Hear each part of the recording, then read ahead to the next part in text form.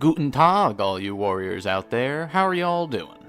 I'm your host, as always, Doodleman149, and today I'm finally getting around to doing another compilation Gun Workshop video. It's been many moons since my last compilation Gun Workshop video. The last one I did was all about every assault rifle in Modern Warfare. For this lengthy video, I'll be going over all the SMGs in the game. Some of these builds will appear very similar to builds offered in my SMG Gun Workshop videos, but I have a few unique builds here as well. Unlike my Assault Rifle Gun Workshop video, there's only one universally used attachment for all these builds, but still, everything feels unique. Before I get into this long list of builds, I'm gonna let you know that I'll include a link to every Gun Workshop video for each weapon on this list down below in the description. So if you like a particular build or a particular weapon, feel free to check out the attached Gun Workshop video for that weapon. I hope you're all ready for this, so here we go.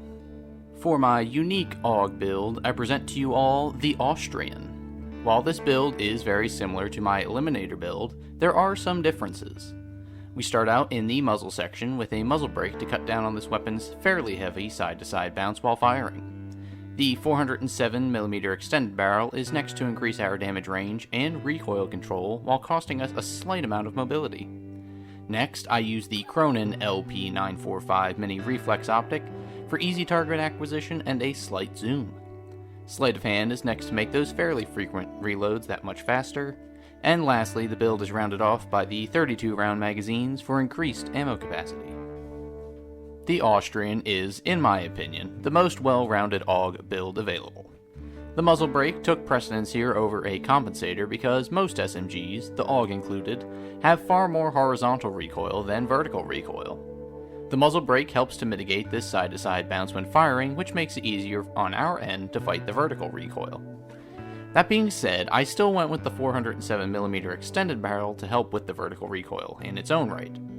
It also has a significant boost to our damage range, which helps to push out distances where you can get those sweet 3-shot kills.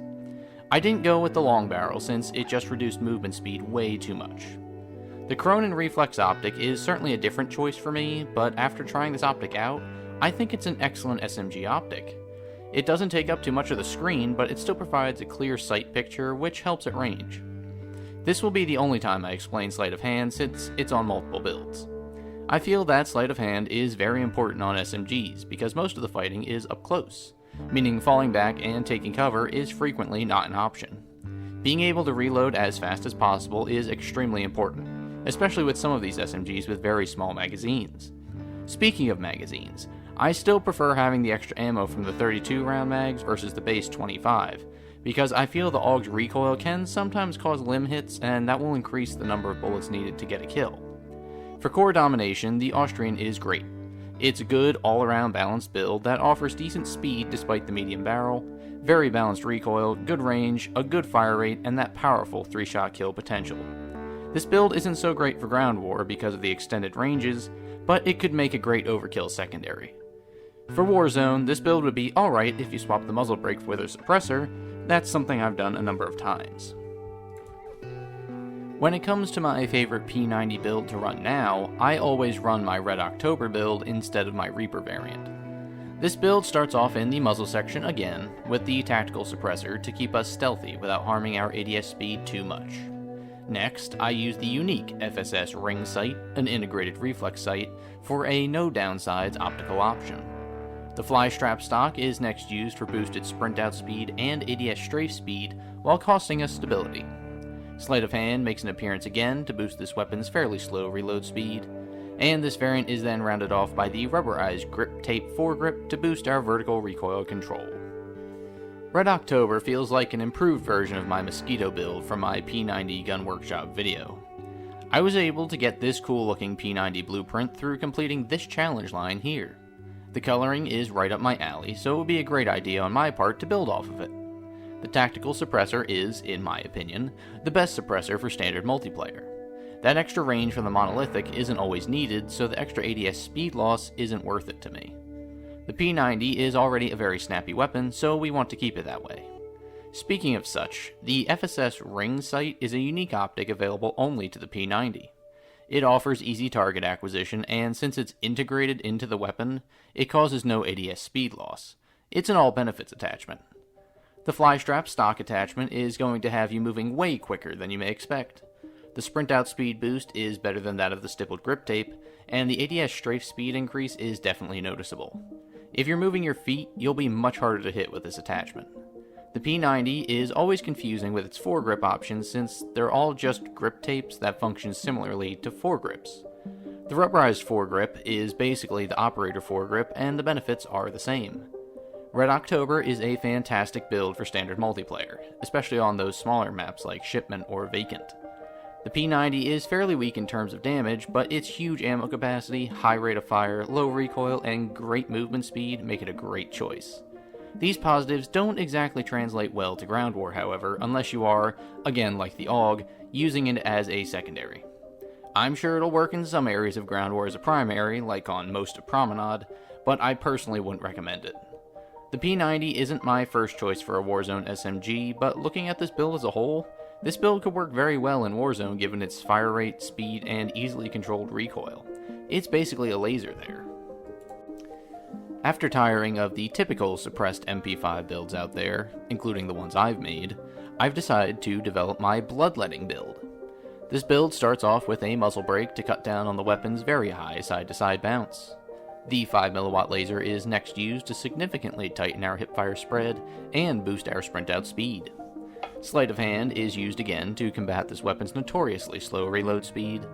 45 round magazines are the next attachment we use in order to increase our base ammo, as well as reduce the need for such frequent reloads. And this build is rounded off by the Merc foregrip for greatly increased recoil control, as well as a further boost to our hipfire accuracy.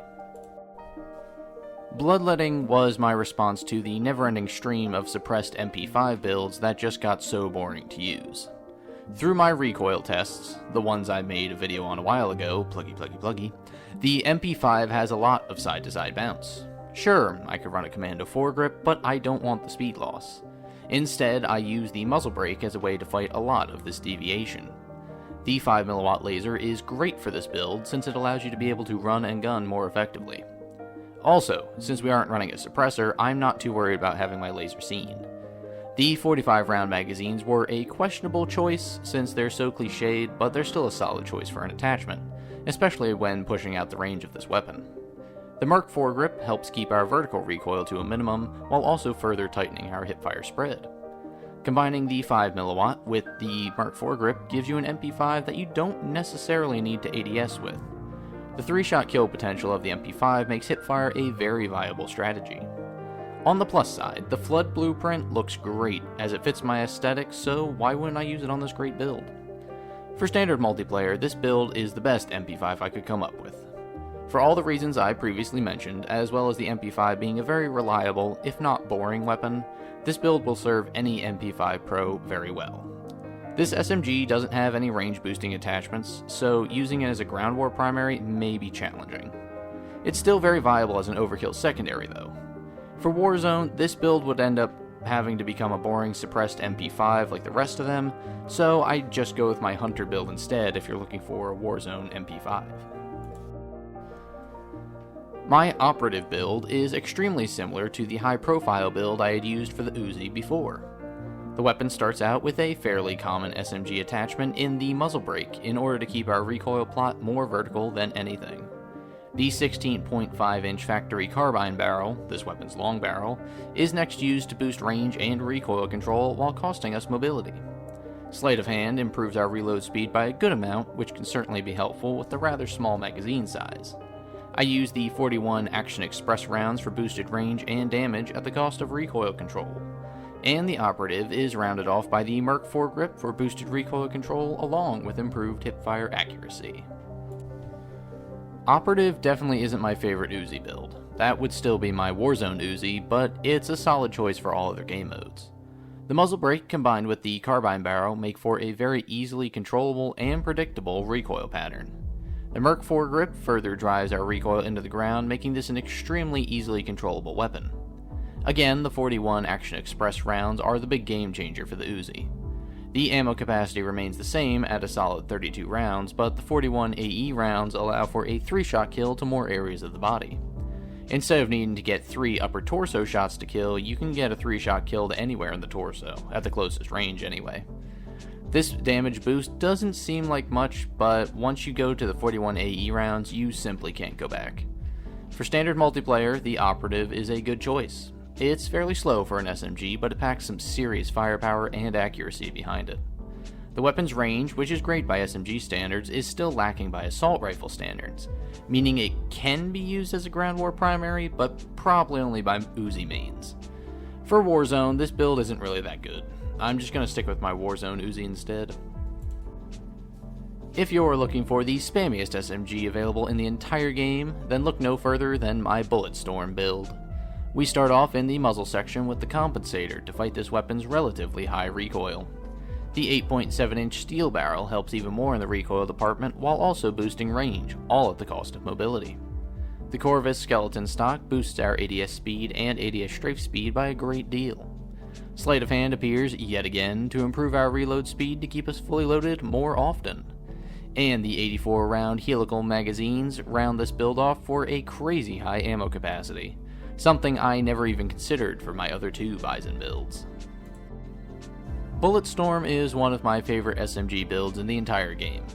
The most important thing to note here is that for this build to be as effective as it is, you must be using the Chuckwalla blueprint. The reason for this is that the Chuckwalla's iron sights are far superior to the base Bizon's iron sights. They're more open and are more akin to the Grau iron sights than anything. The compensator combined with the steel barrel do a great job of managing the basically completely vertical recoil of the weapon. These attachments, in my opinion, are pretty sorely needed, as without any recoil reducing attachments, this weapon's recoil can be kinda crazy. The Corvus skeleton stock is very similar to the fly strap from the P90 in regards to its great strafe speed boost. The ADS speed boost provided by this stock helps to mitigate the mobility loss from the heavy barrel and the extended mags. Speaking of those magazines, while the Bizon already has a base magazine of 64 bullets, why not boost it all the way to 84? This puts the weapon far above and beyond in terms of spammability. This extended mag even gives the SMG more ammo to spam than some LMGs. This build is best for standard multiplayer. It's a little slower because of the extended mags and the heavy barrel, but it is a powerful laser beam of a weapon with great range values. This range and extremely low recoil are what make the Bulletstorm an actual viable primary choice for ground war. It still probably won't be as good as an AR or any DMRs at range, but if you want a relatively fast spam cannon with high power, then the Bulletstorm is a great choice.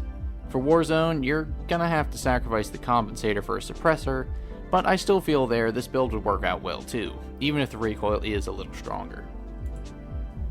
For a very well-rounded and accurate multiplayer-focused MP7 build, I definitely think the Falcon is the best choice.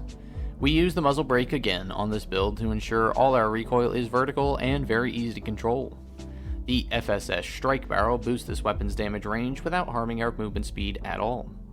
The 5mm laser is next to make those close-range hip-fire shots more accurate while also boosting our sprint-to-fire speed. 50-round magazines are next since they're a nice middle ground between the base magazine and the 60 rounds. And this build is finally rounded off by my favorite grip, the Operator foregrip, to boost recoil control without losing mobility. There are plenty of good MP7 builds for Warzone out there. In fact, I made 2 a little while ago that you can check out. However, when was the last time you saw an MP7 build specifically for multiplayer? One that doesn't rely on stealth, but instead is a great overall weapon. Well, if this is the second time you're watching this video, then probably twice. Introducing the Falcon, a shiny, super effective MP7 build with a not-so-subtly takes its name from the Harpy blueprint. Starting out with that oh-so-popular muzzle brake, we're able to ensure that every low recoil shot from this gun kicks the gun straight upwards. I went with the FSS strike barrel because the range boost is certainly nice, and we don't really need the speed decrease if we're primarily running this for standard multiplayer. Plus, do we really need the recoil on this weapon to be any lower? The answer is yes, because I still use the Operator foregrip, but that's beside the point.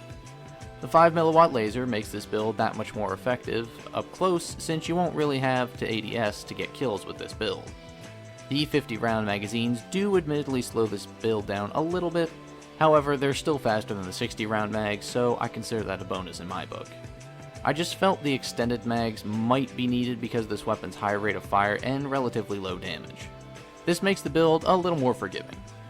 As I stated earlier, this build is basically exclusively for standard multiplayer. It's not suppressed and the range isn't heavily boosted with super recoil mitigating attachments, so the Falcon is an excellent choice for standard multiplayer, an average primary for ground war, but an excellent secondary, and a relatively poor choice for Warzone.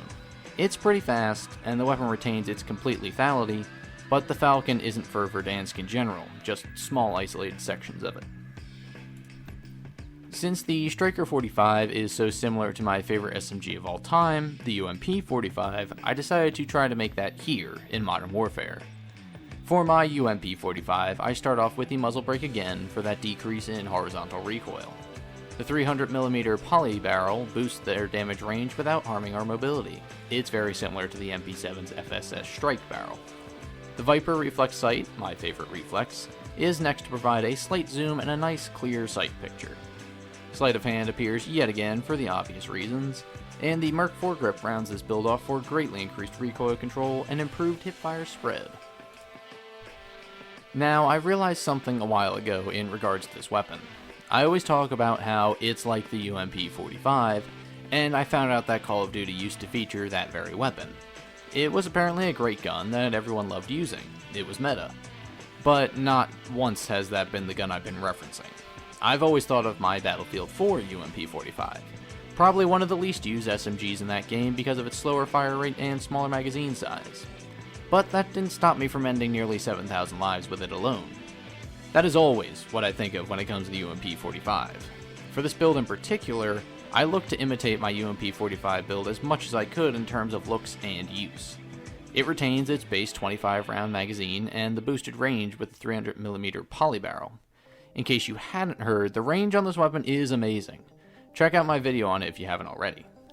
The Viper reflex sight, while not available in Battlefield 4, is definitely my favorite reflex optic and very similar to the one I used there. The Merc foregrip works really well with the muzzle brake to, again, make for some very manageable recoil. Sleight of hand is also extremely useful on here because while this weapon doesn't have a crazy high fire rate, the small ammo capacity still requires reloads fairly often.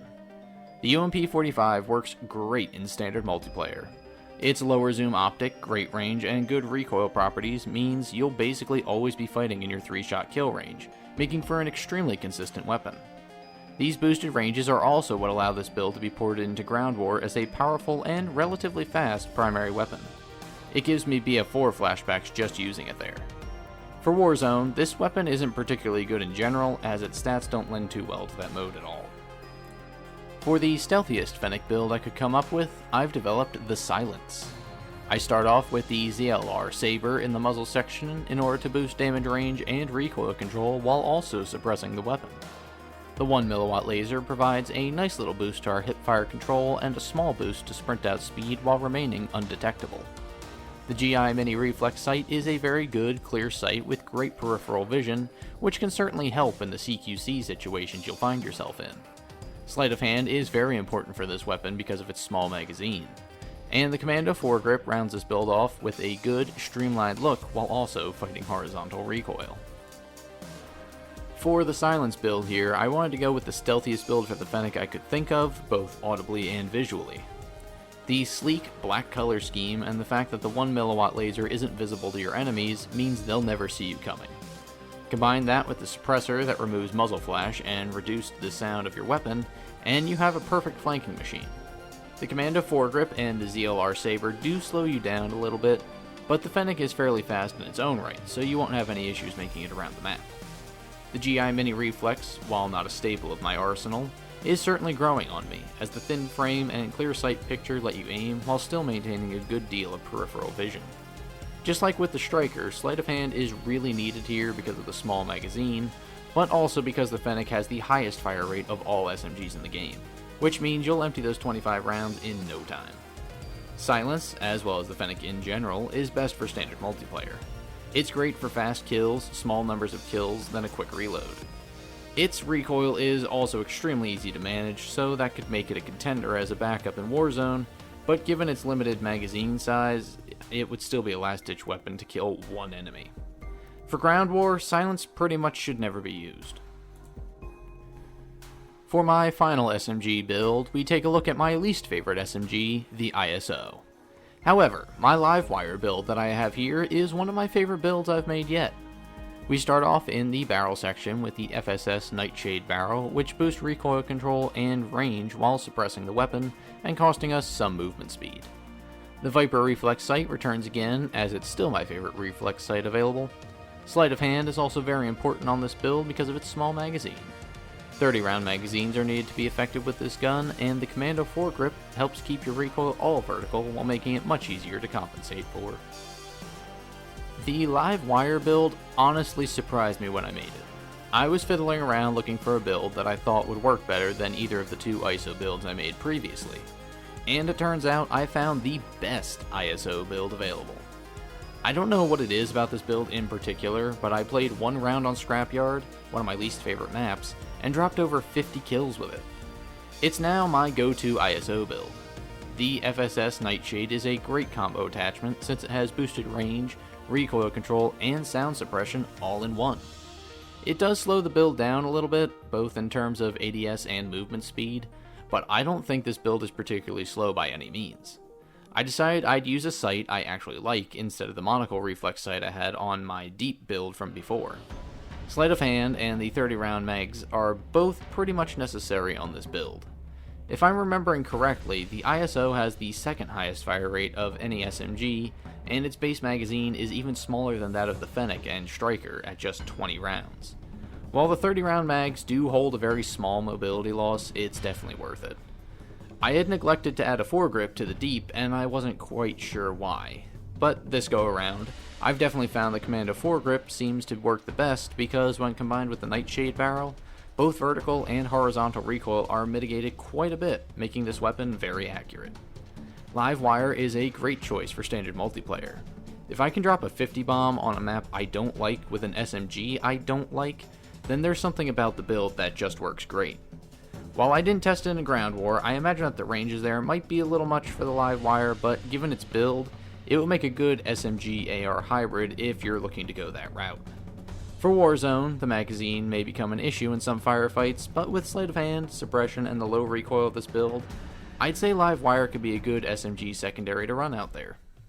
And that, folks, will cover all of my odd or favorite builds for each of the 9 submachine guns available to us in Modern Warfare.